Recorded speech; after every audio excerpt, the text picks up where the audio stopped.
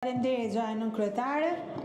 Zoti Balla mendova se do të kërkonit falje në emër të policisë shtetit që morët protestuesin me flamur kombëtar e goditët, më pas morët hodhët dhe flamurin kombëtar, mbasi kishit qelluar në një mënyrë të paprecedent mbi liderin e opozitës, mbi deputetët e opozitës, thjesht sepse po ecnin në marshime revolt në bulevard.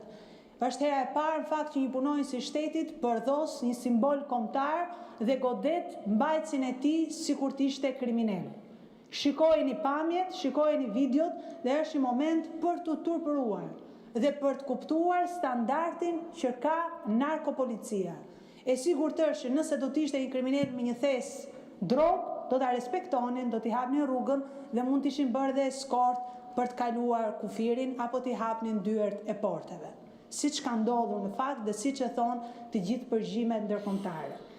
Nga ana tjetër, zoti Balla, dijeni që protesta është një drejtë qytetare, marshimi, revolta dhe manifestimi i opozitës do të vazhdojë, sepse janë qytetarët që kërkojnë që qeveria t'ju kthehet atyre, që parlamenti të punojë për ta dhe që ju mos bëheni mburoj politike siç jeni bërë për të mbajtur imunitetin e zëvendës kryeministres. Dhe nëse doni të citoni kryetarin e komisionit jashtëm të Bashkimit Evropian, atëherë citojeni drejt. Citojeni teksa thotë që testi kritik për Shqipërinë është imuniteti i deputetes Belinda Balluku. Zbatojeni atë që t'i hapni rrugën Shqipërisë për të diskutuar në procesin e integrimit evropian. Të gjitha tjera dhe dëmshurit që keni për vilën e diktatorit, mjafton të shikoni pamjet e teatrit kombëtar trashëgimi kulturore me artistët brenda që i hidhnit ju gaz dhe i shëmnit me eskavator. Të tjerat pastaj janë kuja vaj që s'kan lidhje me realitetin. Faleminderit.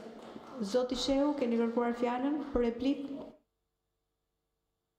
Faleminderit. Të drejtën ndjej një keqardhje të madhe për mënyrën e degradimit të këtij diskutimi nga drejtuesi i grupit parlamentar të Partisë Socialiste. Kolonat që u ngritën ishin të qarta. Së pari mbështetja, ndihma, identifikimi i qytetarëve të Ministria jonë e jashtme dhe qeveria shqiptare ndaj shqiptarëve që kanë ngelur të bllokuar në zonat e luftës. Së dyti, mbështetja pa kufi, qëndrimi krah për krah me Shtetet Bashkuara të Amerikës në këtë aksion të saj kundër një regjimi gjakatar, diktatorial, që shtyp popullin, masakron popullin dhe e përdor atë vend si një bazë terrorizmi. Së treti, mbështetja dhe solidarizimi me vendet e tjera të rajonit, përfshirë dhe Izraelin, për të përballuar të agresion të një regjimi i cili ka krijuar vetëm destabilitet, fatkeqësira, terrorizëm në atë zonë. Por unë e kuptoj. Kolegu socialist kërkoj të devijoj bisedën sepse fatkeqësisht juve ju djeg shumë kur flitet për rrëzime regjimesh. Ju përvolon kur flitet për rrëzime regjimesh. Nuk doronini dot të flitet për rrëzime regjimesh. Sepse regjimet duhen përballuar. Dhe ai po ndodh në Iran tregon duhen përballuar. Ka mënyra të ndryshme për të përballuar, jam dakord. Në bazë kontekstit ku janë, por duhen përballuar. Dhe kjo ju tremb. Kjo ju shkatron, kjo li pa gjumë. Dhe prandaj kërkoni të devijoni diskutimin, të futeni në të tjera element që nuk kanë asnjë lidhje me kontekstin që u ngrita dhe me përmbajtjen që u ngrita. Sepse unë ngrita shumë thjesht, sepse realisht unë e konsideroj, ne e konsiderojmë detyrë numër 1 përballjen me regjimin, kudo që janë ata, sipas mënyrës, sipas gjendjes, sipas realiteteve konkrete. Dhe kjo realisht i frikson. I lë pa gjumë sepse realisht ky regjim që është në Shqipëri është përpara një përballje të madhe popullore. Faleminderit. Fjalën e ka kërkuar zoti Bardhi për replikë. Faleminderit zonja drejtuese e seancës, meqense parafolsi kryetari i grupit parlamentar të PS-s kërkoi që të distancohemi nga dhuna, po ne distancohemi nga dhuna e korrupsionit. Ne distancohemi nga politikanët e lidhur me krimin e organizuar. Ne distancohemi nga çdo normalizim i një situate që po e çon Shqipërinë shumë hapa prapa. Të vish në foltore dhe të marrësh një fjali krejt normale të kryetarit komisionit jashtëm, ndërkohë që ti injorosh një fjalim të mbajtur për Shqipërinë, ku i kërkon kësaj majorancës pari të distancohet nga korrupsioni i Belinda Ballukut. S'dyti, të mos vonoj në asnjë moment më shumë heqjen e imunitetit dhe përballjen e saj me drejtësinë si qytetare e barabartë përpara ligjit.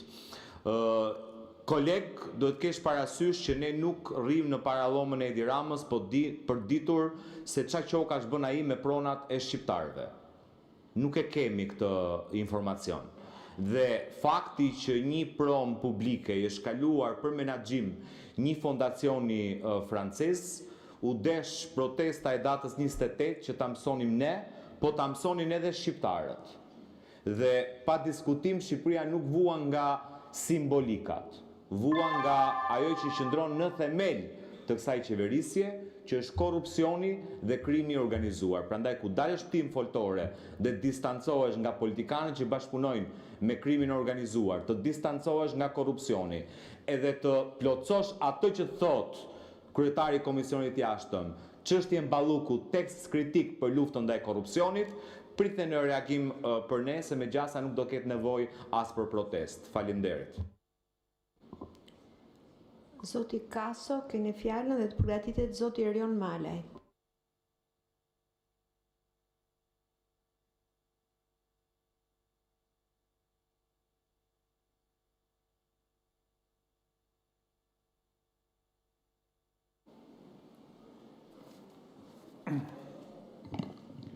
Të nderuar koleg, u bën sot 10 ditë nga izolimi i qarkut Korçës dhe kreti u glindjes nga pjesa tjetër e Shqipërisë, dhe vetëm kjo çështje ulëritse do donte të paktën 10 orë debat këtu para shqiptarëve, në kushtet kur kryeministri, qeveria dhe çdo institucion tjetër me përgjegjësi për këtë çështje heshtin si fije e barit për hallin jetik që i ka zënë këta njerëz. 10 ditë që jo vetëm Tirana, por dhe qytetet tjera janë të pak sesueshme për banorët e qarkut Korçës dhe të një pjese të atyre të qarkut Elbasanit. 10 ditë që të gjitha banorë nuk kanë shans të vinë në Tiranë ose në një qytet tjetër për një mundje a një sëmundje, s'vin dot as për hall e as për mall. S'vin dot jo se i ka dënuar natyra dhe Zoti, po se i mban akoma të dënuar, të përçmuar dhe të diskriminuar grykësia e pushtetit korruptiv të kësaj qeverie, që nuk i shpëton dot tundimit për të grabitur në çdo centimetër asfalti dhe në çdo metër kub punimesh të punëve publike në këtë vend. Rrugët bien dhe zonat izolohen. Jo se natyra e ka me rrugët tuaja, por se grabitja me punë publike për fat keq është bërë rregullin në qeverisjen tuaj, dhe tani s'na mbetet gjë tjetër veç se të jemi të gjithë spektatorë të pafuqishëm të dështimit tuaj spektakolar.